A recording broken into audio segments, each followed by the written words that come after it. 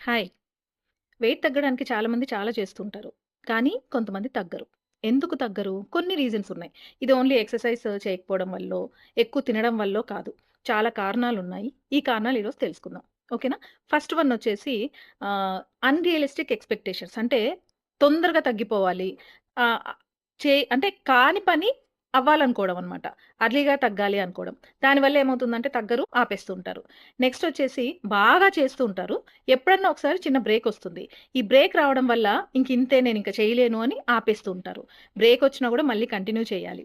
And cortisol hormone release అవ్వడం వల్ల అంటే స్ట్రెస్ హార్మోన్స్ దీనివల్ల స్ట్రెస్ హార్మోన్స్ ఎక్కువగా రిలీజ్ అవుతాయి. దానివల్ల కూడా వెయిట్ లాస్ అనేది అవ్వదు. తర్వాత నిద్ర సరిగ్గా లేకపోవడం వల్ల, ఎమోషనల్ ఈటింగ్ ఎప్పుడైనా స్ట్రెస్‌లో ఉన్నప్పుడు, డిస్ట్రాక్షన్‌లో ఉన్నప్పుడు ఎక్కువగా తింటూ ఉంటారు. దానివల్ల గూడా ప్రాబ్లమొస్తుందనమాట. లేకపోతే జంపింగ్ ఆన్ డైట్స్ ఒకటి చేస్తారు. అక్కడ రిజల్ట్ రాదు. రాకపోయేసరికి నెక్స్ట్ ఇంకోటి చేస్తారు. అలా మారుతూ ఉంటారు. ఒకటి కన్సిస్టెంట్‌గా చెయ్యరు. దీనివల్ల గూడా ప్రాబ్లమే. అండ్ ప్రోటీన్, ఫైబర్ తక్కువ తీసుకోవడం.